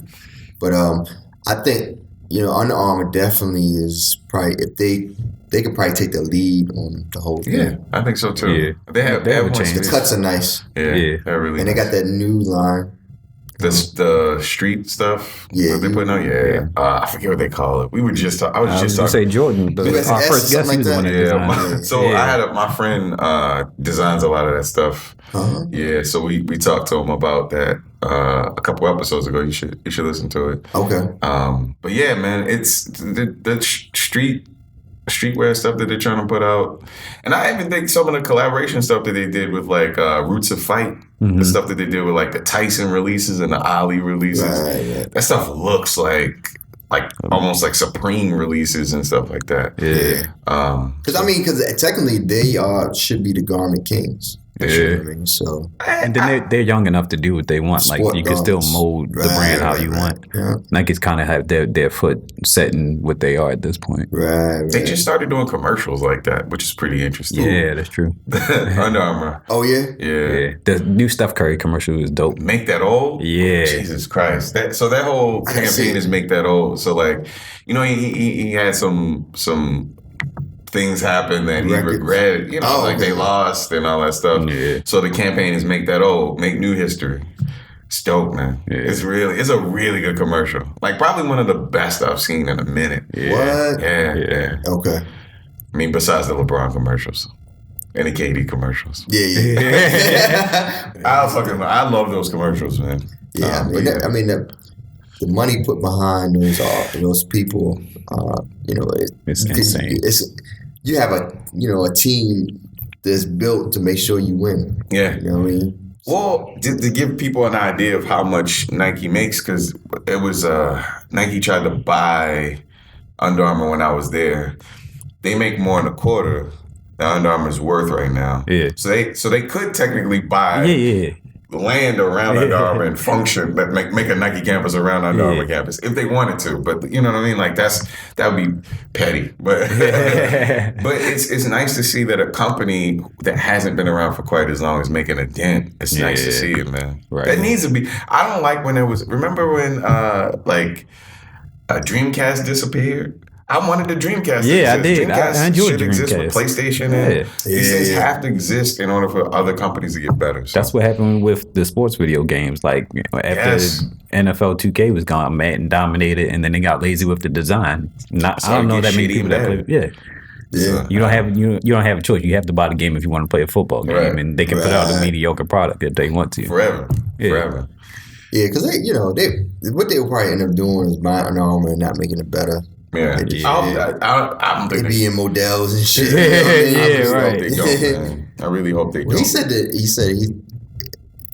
something to the effect like, we're gonna keep doing what we're doing, and if until we get bought out, if we were to get bought out, it had to be something like along the lines had to be phenomenal. Right. So, I think they could probably survive. I mean, they probably end up pairing it with somebody. They hate Nike, so they'll probably pair up like I would assume to like Adidas or something like that. Rather than they just need I think they make enough capital now that they could probably from working there, they could do a lot of good stuff. Yeah, definitely. They need Nike money is long as far as sponsorship. It's ridiculous. Insane. It's ridiculous, man. It's ridiculous. They started a line of skateboard shoes and just stopped it and it was doing well. Yeah. SBs were doing well, and they just stopped pushing. Remember the era like SBs? They had just the best releases. I miss the dunks. Yes, the dunk stuff. Why did they even stop? They were selling like crazy. I don't know. Yeah, because if it's not performing at the type of artists they want, man, that's true. They can afford to like. Because they said that when they look at the designers, they were asking them like, you know, the design department is the only department that doesn't have a budget. You know what I mean? Like some of the people were just like whatever, you know, like so design that lace up shoe, no budget, you know, right? Just make whatever, it, make it happen. God, that's insane, man. That's how much money they make. You know? Yeah, jeez. Yeah, so the shoe game, my shoe game is not as. I think I would go broke if I tried to. Yeah, if you live how you want to live. Yeah, right. I was thinking about that, man. The shoe game is a dangerous game because you'll end up and then you'll buy shit and you'll be like, why did I buy this? You ever said it? And they're all sitting like, who wears dopes anymore? That shit was crazy for a minute. Yeah. Right. You know what I mean? There's people sitting with 20, 30 pairs in there. Nobody wears them anymore. Right. So you riding the bus though. That's the thing about Baltimore. You got people riding the bus. I think it's everywhere. The shoe game will have you sitting in the poorhouse, man. Yeah. So I don't mess around with shoes that much. Sneakers, I admire them from afar. Yeah. I rather just I will spend out periodically for the best pairs, and then I'll put most of the money back into innovation, you know, for product and creation, and you know, buying garments and stuff. You know, because you know, after a while it gets kind of. I mean, and then after a while you can't really wear a lot of the shoes anyway. Right. You know what I mean? It's only a couple that stand up over a test of time. Right. After a while, you like, man, you look in the mirror, this looks stupid. This looks dumb. Right. I didn't understand. I got some Jordans like that too. Like, yo, I don't know why I bought them. I was pointing to the hype that day. I'm Saturday. So it's cool, you got to really live with this shit. You know? Yeah, seriously. So, you know, back to City of Gods. Like, what's the favorite design that you've done so far? I like the. You know, we really recently I went to go see A$AP Ferg. Okay. And we've been talking with him and his team a lot about doing a collab that's with dope. Trap Lord, you know. So we showed him some stuff. He was like, I don't like the aesthetic of this.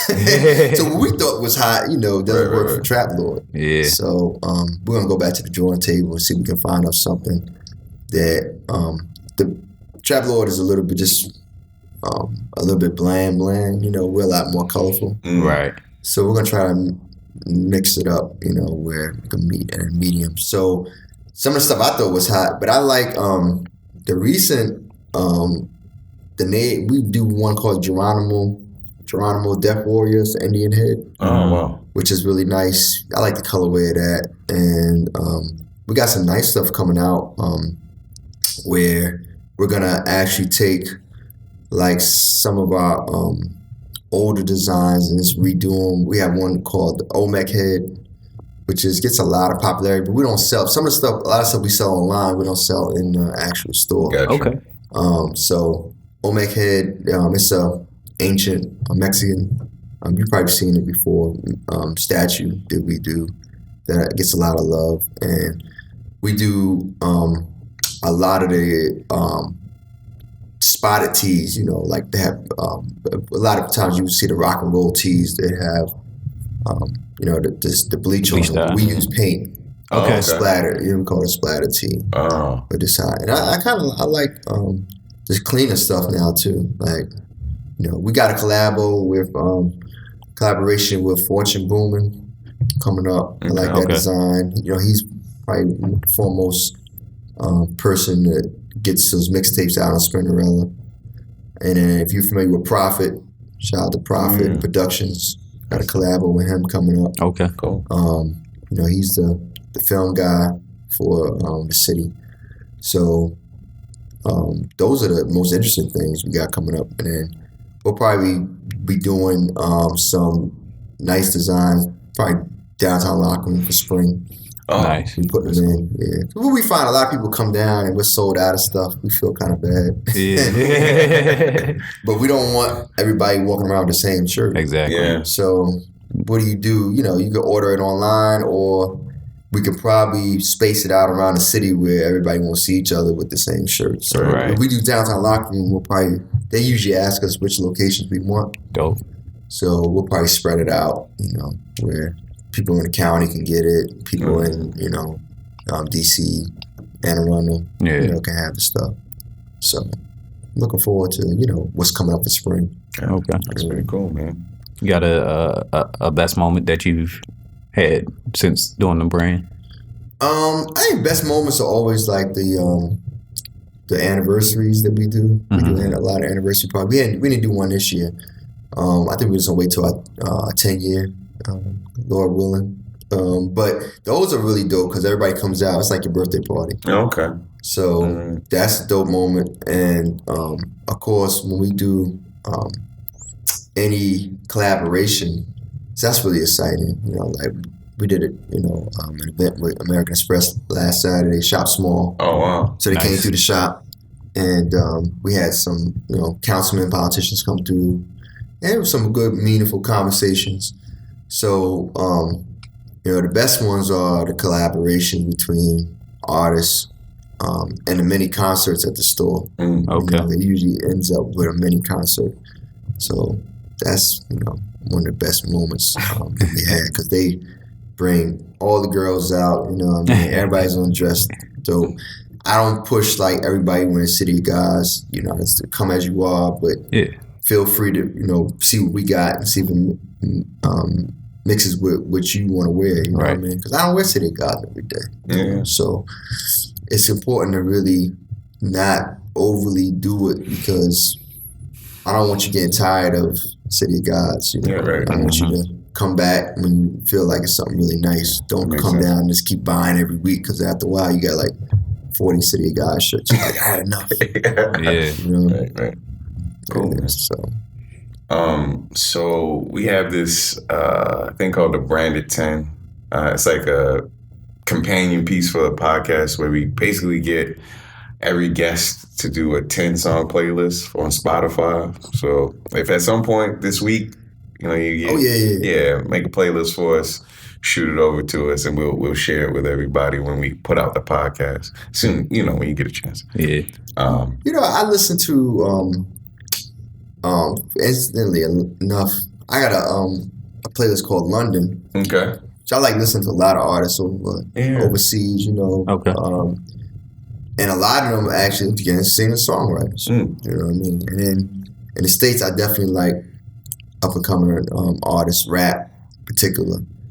But, yeah, I put together something crazy. Okay, cool. And my man, if y'all know Boarding Pass, what's my name? Benny. I don't think y'all know. I don't know if it's artist name, but Benny. We talk about, like, secret stuff we listen to. We don't want anybody else to know. Like a secret playlist. Right. Like I can't put it all out there. You'd be like, yo, this dude is weird or some shit. But I do have some tracks that nobody's else gonna like except for me. You know what I mean? But that's what we want. We want to be particular to you and tell your story and let people know who you are through some obscure music. ones, man. Yeah, all right, cool. You know, it's like, you can tell a lot by a dude's playlist. Exactly. Nah, for real. Yeah. I met plenty of people that I seen knock people out. It's like, I like to listen to Carl Thomas. It's like, oh, that's where you're angry. Right. He's a sensitive dude. Who's this dude? Shannon, the white boy. Yeah. Ed Sheeran. Sheeran, right. But so, and my daughter put me, you know, she does listen to a lot of the pop 40 stuff. Okay. So I like Chainsmokers now and shit. Yeah. That song is dope. You know what I mean? Yeah. Like I don't know what the hell they're talking about. But I'm like, yo, this is, you know. But the beats, I found out that one of the dudes a DJ. Oh, for real? So it seemed like y'all familiar with the song, right? Nah, I never heard it. Oh, okay. It's kind of like with Chainsmokers, they got like a couple. They're definitely gonna win some Grammys this year, I'm sure. But they have one in which they're talking about, you know, dun, dun, dun, dun, dun, dun, dun, dun, dun, dun, and she talks about, and that's a bad voiceover, but changed. Talks about moving from Colorado, and you had a mattress. So it's pretty much like a common man song. Yeah. Two people getting back together. Right. I think I know you're talking about. You heard it somewhere in some bar. Yeah, right. It's funny. You did the. I'm like, I've heard that before. Like, that's a work. This shit. I got another one for you. Let me stop. Stop while you here. We figured that one out. No, I think I've heard this before. For a trailer for a movie or something like that. Oh yeah, it seemed like some of this stuff would be for like. Yeah, I think I heard it in a trailer for a movie. Yeah, but cool. Yeah, but I thought I go all over the place. I don't think I won't mess with is be heavy metal and country. Okay. Right. Yeah. Country's hard to get into. I can't get into that. Yeah. Although I've heard some dope songwriters from country. Oh yeah, no doubt. There's some good ass songwriters from country, man. If you consider Alabama Shakes, see, that's not considered. That's like not considered country. I like Alabama Shakes, but that's like really the furthest. Right, you would go. I would go. But like, even if people could, whoever can write a street story romance like a country story, love, it would be dope, because it's like sometimes you be in like a certain store or whatever, you hear the country music, and they paint such a good picture of their lifestyle and what they're doing that you'll be like, this is I mean, besides the country part of it, the songwriting. Yeah, right. It's not bad. It's not bad. Yeah, it's not bad. But yeah, I definitely like to explore. And then it's that stuff inspires me too. Definitely. That music. It's good to hear. Yeah. So 10 songs, right? Yeah, 10 songs. Branded 10. So you talked about a lot of collabos. Anything else that you got coming up? Like what's next for the brand that you may have not mentioned yet? Oh, we redid the store a little bit. Okay. It's like a third phase, so we're gonna be adding in some more features into the store. Nice. We're gonna be upping supply of our product, in which people could probably come in and get what they want like a day or two later. Okay. Because a lot of times they come down, we're sold out, so we're gonna start actually doing some requests, so people can get a feel for some of the stuff they may have missed in the past, some of their favorites. And our next move is really just moving in outside of DMV to different stores. Open another location. We're not really interested in that at this point, but we are interested in making like the actual location we're in now more profitable, as far as the space, and making it putting up more shelving, and making people really impressed when they come down to see. Incidentally, around our area, Under Armour's real estate arm bought like 30 properties. Wow. Yeah, so they're moving into our area as far as like development wise. So we're glad we stayed, and we want to definitely make it an attraction for people to come through. But we want to start bringing in like different collaborations, with different brands. Yeah. So moving beyond just DMV, we want to do online selling. I want to control it, but we also want to have it on other outlets to sell. So it's a lot of work. Yeah, a lot of work ahead. Just doing the basic. I mean, doing 20 designs in a month is a lot of work. It's a lot of work, man. Yeah, it is. And some of the stuff, you make minor tweaks, and some of it you redesign.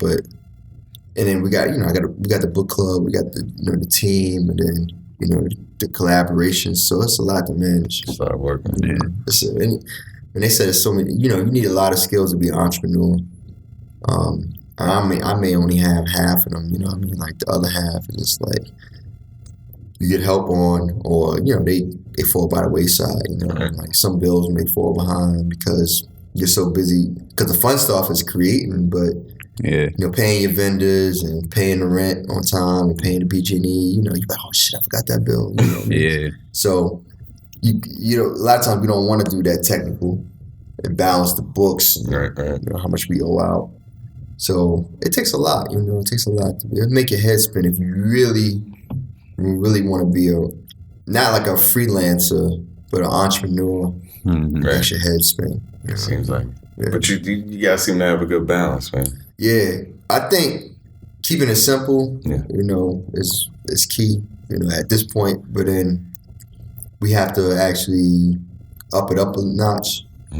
And so, like you talked about, it requires that sacrifice where you have to actually say, you know what, I got to just put my head down and I can't take any more events, or I can't do such and such, or I got to actually get help on this. Yeah. You know what I mean? So, accounting, really a big part of our business that you have to realize is math.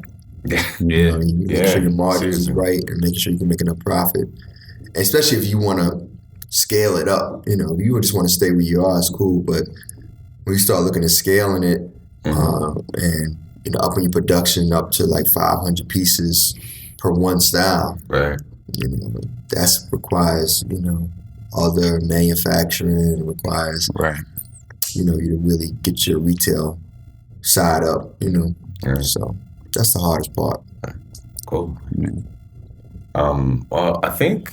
You have anything else? I think that's it. No, yeah, I was going to say, I think we had a pretty good interview. Where can they find the brand, get information about it? You can follow us on social networks. So it's Guys Never Die. We have we have 4 pages, but Guys Never Die is my page. Okay. That's at Instagram, and it's on Snap. You also, I don't snap enough, but I hate videos that make your face look all crazy, crusty. So I need to just stay snap pictures. But on Facebook is you can like us at City of Guys Shop, and you can find us on Twitter at City of Guys Shop as well. Okay. And if you want to go online, it's guysneverdie.com. Okay. Guys Never Die. And then you can, our shop is 1118 Holland Street, it's Baltimore, Maryland, 21239. 23, I'm sorry. But we're right downtown, like 5 minutes from the harbor. So if you're in Baltimore, just come through. We're right by the Highlands Market area. Cool. Yeah. Thank you, man. We really appreciate it. Yeah, I appreciate a lot of gems. Making this, come blow up for, with iPod. All our devices. Yeah, all Apple devices. So you can actually, access a new way of listening to content about Baltimore. Yeah, man. So people just have that social media way of talking, and that only gives you a minute. Exactly.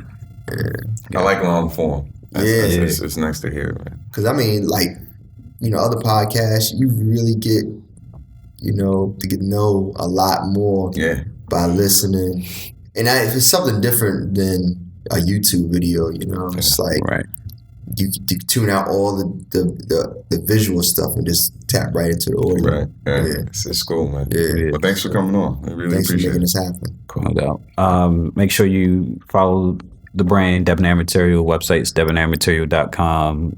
Deb Material on Twitter, DEB Material. Debonair Material on Instagram. As far as the podcast, we have a Facebook page, Branded Podcast, BRNDD. And if you have any questions, comments, you want us to get somebody on the show, you can email us at branded@debonairmaterial.com. I think that's pretty much it. We're on, pretty much every platform at this point. If you want to follow me personally, you can follow me on Snapchat. I use that the most. COTTEON Smooth. Went and did some street photography today, so took some pictures of some murals and stuff before I came here. So I do random stuff like that, and I'll probably post some on the brand's page. But yeah. I'm on Twitter and Instagram as Ron is Unthawed. That's it. I think I'm gonna put up a website for the stand-up stuff because 2017 is gonna be pretty. Yeah, we're gonna have. So I gotta have like a hub to put all the stuff on. So we're gonna make it happen. Yeah, gonna happen. Yeah, that stand-up is That is ingenious. You gotta come see me, man. Come hard. You gotta come see me. I'm all right. I'm decent. Decent. So it's fun. I can only imagine you have like that gut busting moment. You know what I mean? It starts off, just a long talk, and you just hit them hard. Yeah, it's fun. It's fun. Yeah, I'll send out some. I put flyers up on Instagram all the time. So okay, yeah, check it out. Any shows coming up this week that you know off the top of your head? Don't. Every Monday, Sidebar near City Hall, there's an open mic. That's my hub, man. I love. It's people from all over the city that kind of come in to watch open mic. It starts at 8:00. If you ever watched The Wire, it's the Irish bar that they filmed. McNulty. I know what you're talking about. Yeah, but it's called Sidebar, right beside City Hall. So Mondays I'm always there. So if you want to see me do stand-up in the rawest form, every Monday. Get out of here. Yeah, so if you want to see some new jokes, some stuff that I've never tried, that's a good place because I'm bombing there. I polish it to do it at the paid shows. So yeah. That's it, man. Yeah. Make sure you like, comment, subscribe, give us feedback. Like I said, it really helps us, makes us a better show. Share the podcast. Please do that. You have it on every platform, so you can share however you want to share it. Fucking excuse. If you say you don't listen, you fucking lying to us. Find it. It's here. Google it. It's there. Yeah, we'll be around. Cool. It's Branded Podcast, Conversations with Creators. My man Fraizer, appreciate you coming on. Yeah, thanks. Y'all keep doing the good work. Appreciate it, man. Have a good one. All right. Peace.